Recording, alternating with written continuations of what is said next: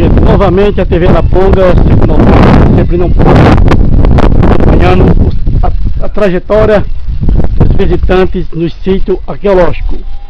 E dessa vez nós nos encontramos no Xique-Xique, sítio arqueológico Xique-Xique 4, onde está aqui presente já nosso guia turista e também nosso amigo Luciano, ele também que está nos fazendo uma visita. Bom dia, meninos! Bom dia, TV Araponga, né, os telespectadores aqui que não param, né? Inclusive de vez em quando o telefone é tocando, mesmo essa matéria da unidade móvel não para, isso é sinal que a audiência dos telespectadores e a qualidade do programa, isso aí é imprescindível, né?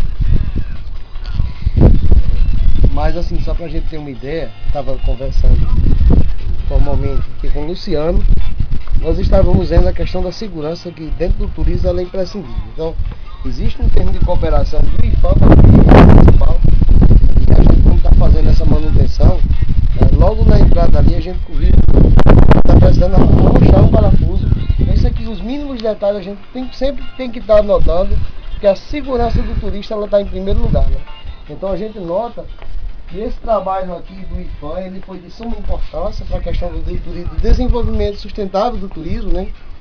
E nós sabemos que vem muita coisa boa. Nós preparamos o PEGIPS, que é o Plano de Desenvolvimento Integrado do Turismo Sustentável. Isso aqui também é um geossítio. Hoje essa linguagem do ecoturismo ela hoje já está sendo compreendida como geossítios, como isso aqui é uma área de geoparque, Geoparque Xique-Xique, que só nessa área compreende 9 sítios arqueológicos. Mas assim, os sítios preparados para a visitação, só temos 3, o Xique-Xique 1, o Xique-Xique 2 e o Xique-Xique 4. Aquela cena cerimonial, ela se repete aqui, já voltando para a questão da pintura rupestre. Aqui nós temos pintura, só para você ter uma ideia, aos telespectadores da TV Araponga, da cor amarela, também feitas com o mesmo óxido de ferro amarelo. Na parte superior você está vendo, né, os pigmentos amarelos. Isso. Chama aqui também a funda do museu, devido àquela colmeia, né, conversando com o arqueólogo Onésimo Santos, ele me passou essa informação.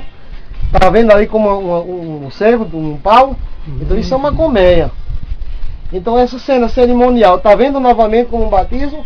As 3 figuras lá e uma criança no meio, sendo que é outro estilo, mas sendo os mesmos povos que habitaram aqui nessa região do Xique-Xique. E a maioria das cenas são figuras humanas. Mas observe que o formato lá ela se parece um pouco com as pinturas encontradas no estado do Piauí. Porque, arqueologicamente falando, existe uma relação entre os índios do Piauí e os índios aqui da região do Seridó. Você vê como essa é uma questão complexa, arqueologicamente falando. Embora isso aqui ele é chamado também de tradição nordeste, subtradição Seridó, devido ao tamanho, né, dessas pinturas rupestres. Tem alguns grafismos puros. O que são grafismos puros? É como você está diante de um quadro abstrato. Essa rocha também é a mesma rocha do quartzito. As pinturas aqui elas estão, apesar do número ser menor, elas estão mais bem preservadas ainda do que o próprio Xique-Xique, devido à própria tonalidade, que muita pintura ainda foi apagada. Mas o mais importante disso é aquilo que a gente está falando.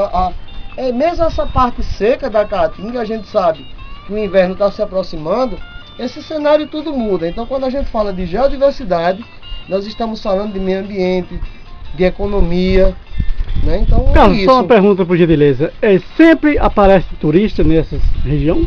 Alexandre, eu digo a você que de 2003 a 2006 foi o maior fluxo turístico aqui da região, principalmente turismo internacional, né? Então houve um declínio, principalmente de Natal. É preciso consolidar primeiro o turismo em Natal. E nós estamos ainda engatinhando, por incrível que pareça, e é preciso que as nossas cidades primeiro se organizem. Essa coisa veio de cima para baixo, eu sempre disse. Organizar, planejar e depois projetar. Então, partindo desse pressuposto, dessa ideia... Organização, planejamento e a comunidade. A interação... Como tem recebido esse projeto? Veja bem, isso você foi muito pertinente na sua colocação. É preciso fazermos um fórum de turismo envolvendo a sociedade. Então a sociedade ficou alheia à questão do turismo. Então é preciso que haja essa interação entre sociedade, né, isso aí a gente tem que frisar bem, e o turismo. E já que estamos falando de geoturismo, estamos falando de uma maneira mais humana, né?